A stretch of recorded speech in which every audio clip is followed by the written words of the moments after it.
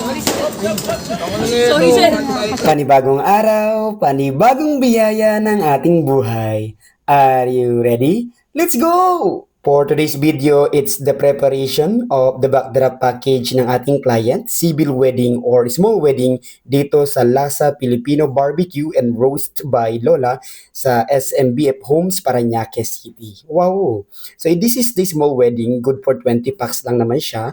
And a month ago, kinomunikita ko ng client ko na sabi niya kung available daw ako this coming December 22. Actually, hindi yung client, kundi yung talaga nag-organize lang. And anyway, thank you so much Kuya Richie Paul for reaching me out. Wow, reaching me out. And yes, of course, my wife and I, me and my wife, we decided or we grabbed the opportunity na sabi ko, why not, diba? So it's another blessing and it's another opportunity to market our business, the Mana Events and Decor. And of course, we do budgeting and we do marketing. Marketing, pumunta kami ng Divisoria para mamili ng mga bulaklak, tela, at kung ano na pang gagamitin namin para sa backdrop package ng ating client. Makalipas ang isang buwan, so bumalik ulit tayo dito sa Divisoria para mamili ng artificial leaves, flowers, at kung ano na pang gagamitin natin para sa ating backdrop event package. And of course, we are here in Ate Belen. So Ate Belen Morales is one of the supplier ng mga artificial flowers or leaves or even mga materials na kailangan for the wedding or any kind of celebration. So, isa siya sa mga susupply. So, alam niyo na.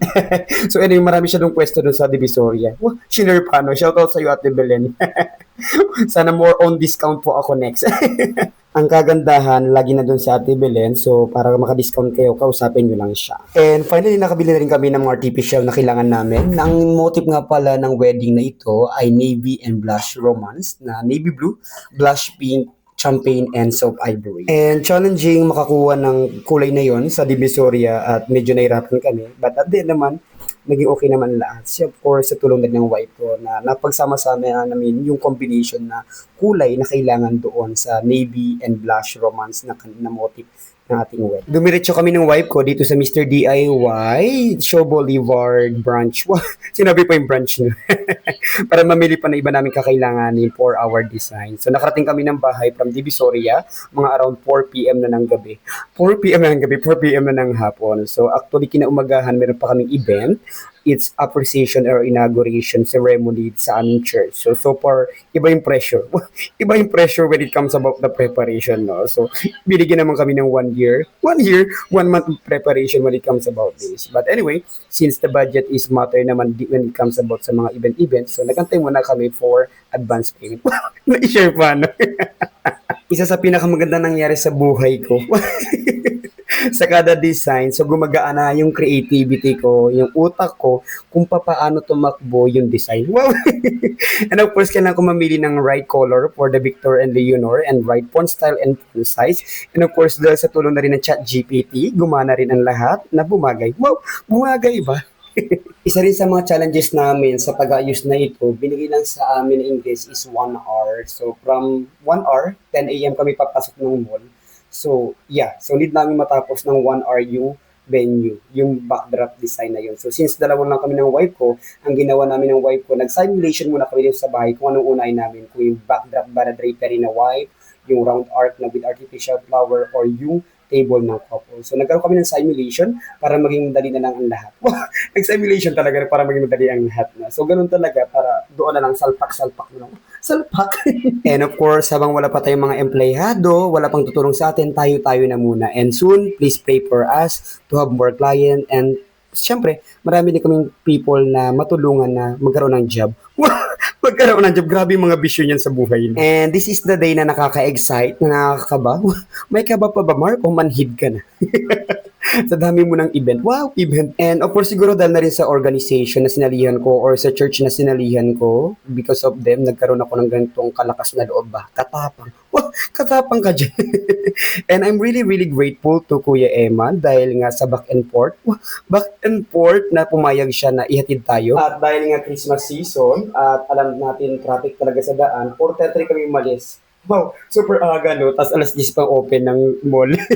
So anyway, mas maganda ng maaga. Nangangamba lang kami baka matraffic. So, thank you so much, Kuya Eman, or patiently waiting. So yeah, bandang alas 6 kami pinapasok ng guard dito daw sa RDU, dito kami mag-aantay. So binaba na muna namin yung gamit namin. And of course, Kuya Eman was trying to help us also. Was trying to help us. Matanungin talaga yan si Kuya Eman. So tinulungan kami ibaba yung gamit namin dito sa RDU na wherein dito yung mga supplier, contractor, at mga tenant na kailangan need pumasok ng early dito sa mall. Hindi ko alam kung tama yung pagsasabi-sabi ko dyan sa RDU na yan. But anyway, based doon sa nakapastel sa kanila, yun yung nakalagay doon. Dito rin yung supplier, kung ano yung mga food, mga non-essential or essential or kung ano pa man. Basta dito yun. Yun na yun. Medyo nangangamba ako sa 1 hour na preparation doon sa venue na yun. Dahil sabi ko, baka kulangin talaga yung 1 oras. So paano na to? I'm trying to talk with the guard, kay Manong Guard, na kung pwede kami i-allow ng around 9 a.m. na pumasok, pero hindi kami inallow dahil need talaga sundin yung 10 a.m. na nakalagay sa permit. Wow, ganun sila ka-strict, no? Patong challenge ang kinarap namin ngayon dahil name ko lang ang nakalagay dun sa permit at yung wife ko hindi doon nakalagay. So need ng wife ko dumaan dun sa entrance ng mall. At ako naman to, dahil ako lang magbibit-bit na lahat, 2 beses ako pumunta sa RDU para pulin yung gamit. Grabe yung sacrifice, grabe yung hirap, grabe yung bigat. So wala pa kaming trolley that time. Wow, may share pa, no? And of course, this is the venue, so hindi na ako na kami nagantay pa ng matagal. So once we arrived there, we started already together with my wife. And of course, hindi namin na muna nakalimutan mag-pray ng saglit, mga 1 second. 1 second, amen and adieu. At dahil nga sa simulation, sinulod namin ang aming square backdrop curtain drapery na white fabric. And of course, dumating na rin yung family ni Bride, si Tito Gilson. He's my mentor during my college days. I really miss him so much. How many years na rin na di kami nagkita. Wow, how many years? And of course, they are close with my wife. They talk Portuguese and Spanish. Wow, they share pa, no? Chismoso yan. At ito na nga kinakatakutan ko, pati si Bride. Nandito na rin sa venue at nakita niya na wala pang ayos yung venue, di ba? Nakakahiya. Wow. So anyway, hindi ko kasalanan yun. So I have 1 hour preparation. So maagang early lang sila. And thank you so much pa din. Dahil nga, dahil kakilala rin natin. So, they understand. Well, they understand. Pero yeah, of course, I have 1 hour. I need to be strict on the time na binigay sa amin. After namin makabit yung backdrop curtain, so sinunod naman namin itong arc circle, arc round artificial flower. So since nga nagawa namin to sa bahay na ikinabit na namin doon yung mga, ang tawag dito, pipe ba tawag dito? Basta ito yun. Para pagdating dito sa venue, so salpak-salpak na lang siya. So kahit ganon, is still challenging pa rin kung paano pagpantay-pantahin at kung paano mag-stand. So of course, itong stand na to, hindi ito yung heavy duty. Heavy duty? Hindi ito yung matibay na talagang kay paglagay mo, nakatayo na agad, no? So isiniplak po muna ng wife ko dito sa taas at of course, nilagyan ko ng pabigat dito sa baba para tumayo ng maayos. Wow, tumayo ng maayos. So since single entry lang itong backdrop natin, so medyo mahirap siya at kung hindi mo siya isisiplak ng maayos ng maraming siplak, so tataob yung bulaklak. Tataob yung bulaklak, hindi siya magpapantay. Na-share pa, no? So isa lang yun sa mga, mga style or kailangan gumana yung creativity natin when it comes about the design na kung alin yung balance at kung ano yung tama at karapat dapat. Wah, ganun dapat sa life. Wow! After namin maayos yung round arc circle artificial flower, sinunod naman namin yung name ni Victor and Leonor at buti naman bumagay somehow.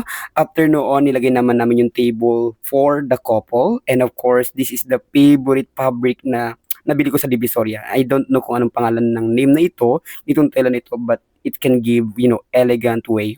Elegant way. Dati nagdi-design ako, trip ko yung pa-pleach-pleach na, pero ngayon, trip ko lang yung gantong design, yung pagkalagay mo, yun na yun. Tinatamad yan, hindi yan tinatamad kasi this is the principal way. Kung gusto mo more elegant, kung gusto more on simple way or minimalist, it can give a romantic way. Wah, ano daw? And actually sa backdrop package, hindi kasama itong 4 tablecloth and previous na rin yung centerpiece at the same time yung table napkin.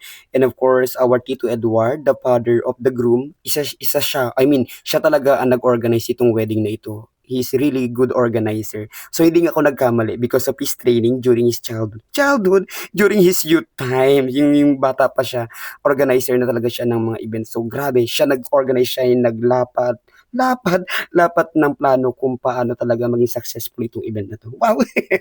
And of course, ito yung pa-previous namin, may pa-centerpiece and table napkin na rin as well. Actually, they don't know this kind of freebies. We just give na lang yung table napkin at yung centerpiece para naman sa complete setup, di ba? So, of course, we love our client. We love them because they are our family. Wow! Thank you. And yes, patapos na tayo and this is the final result.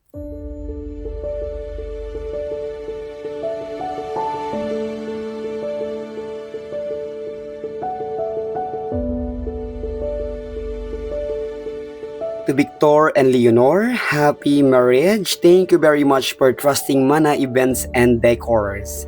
So guys, hanggang dito na lang muna. Thank you very much for watching. Bye-bye!